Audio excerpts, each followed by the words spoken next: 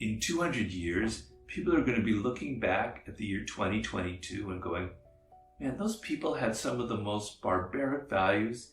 They were so unprogressive. How could people have thought this back then? I'm kind of obsessed with the future. It's always been something that I think very deeply about, and I'm often trying, through my reading of history, through my thinking of the present moment, I'm continually obsessing about what might be going on 100 years from now, 200 years from now, 300 years from now. It's also why I love any kind of science fiction. I'm deeply enthralled with the idea of the future. And I remember maybe 10, 20, 15 years ago, I had this dream that it's still very, very vivid to me to this day, where I would...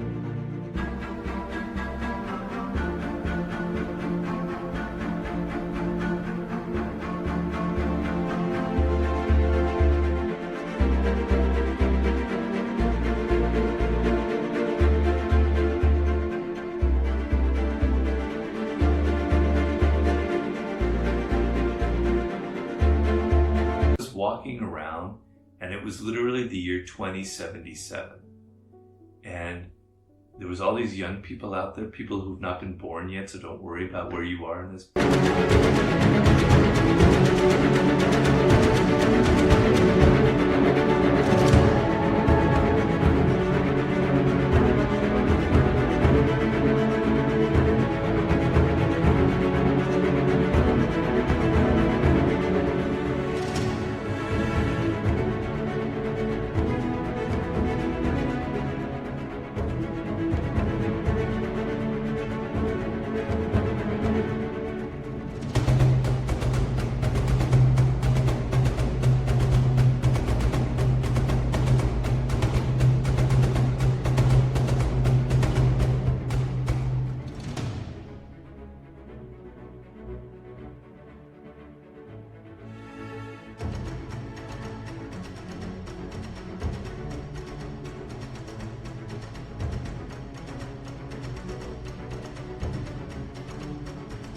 Dream.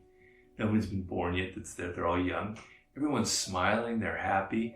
And I had this idea in my head, in my dream. Wow, humans have finally figured it out. Things are actually working in the world. We're actually getting along. We've actually overcome some of our ugliest parts of our nature. And, I think 2077 is a bit early for that, but that was my dream, and it was such a powerful dream. So what I'm thinking about now is, we get a lot of people in the world today who have this strange relationship to history. So they look back on figures from 50 years ago, 100 years ago, in a very disparaging way, as if they didn't have our woke progressive values that we have today. They supported causes that we never would support today. And so we kind of have, and we see this in movies, where we have to project onto them our 21st century values. And instead of trying to understand the past as it was, what really angers and really frustrates me here is this kind of, it is another form of stupidity, because I can guarantee you in 200 years, people are going to be looking back at the year 2022 and going, man, those people had some of the most barbaric values. They were so unprogressive. How could people have thought this back then, right?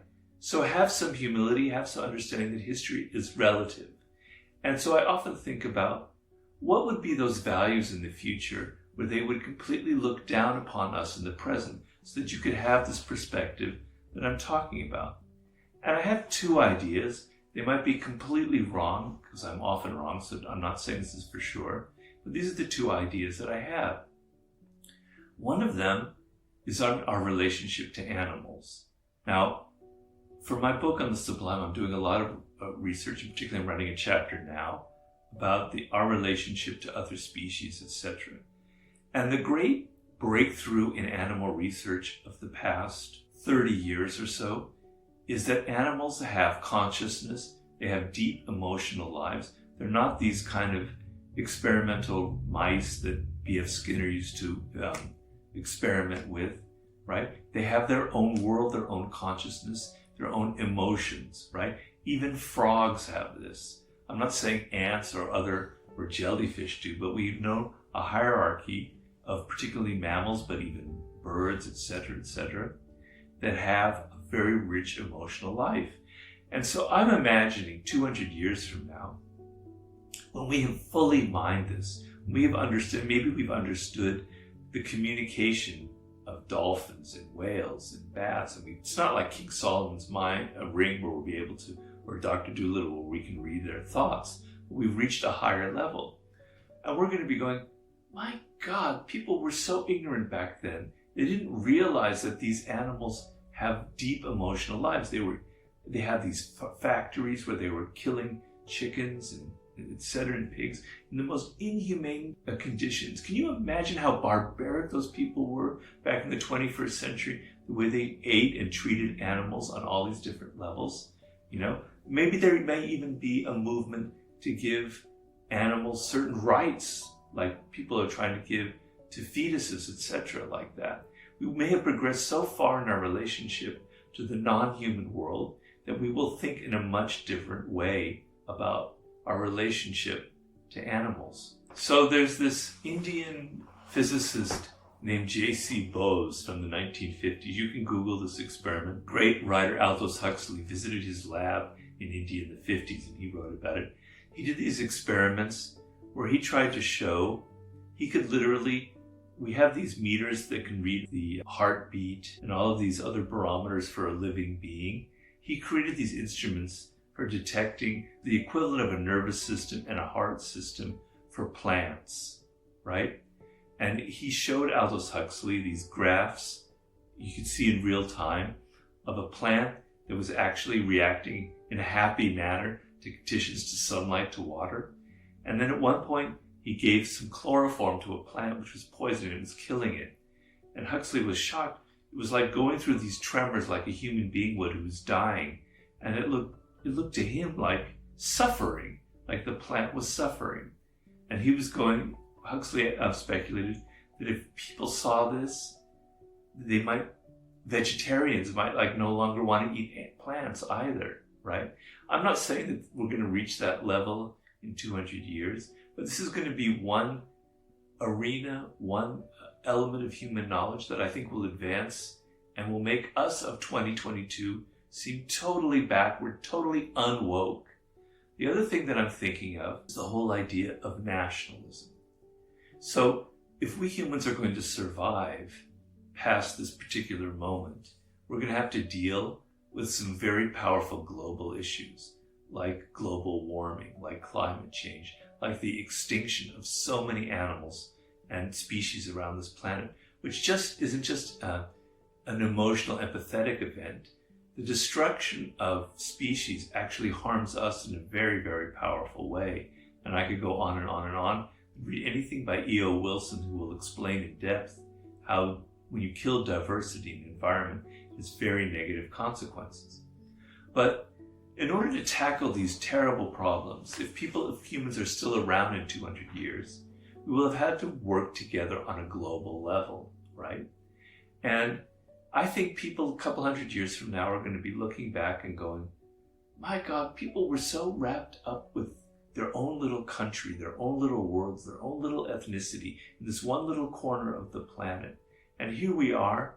It's not that there are no differences anymore. It's not that we've gotten rid of languages or culture, because we can still have both. But we're now able to think of all of us humans are in this together.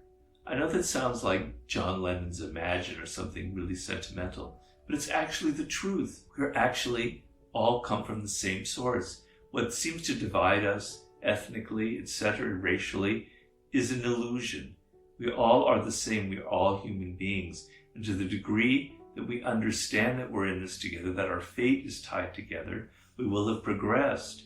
So people, I think, in 200 years are going to be looking back on all these little strong ethnic nationalistic movements that people have, their own little narrow identities. They're going to think, God, how barbaric, how backward for those people to be holding those kind of values.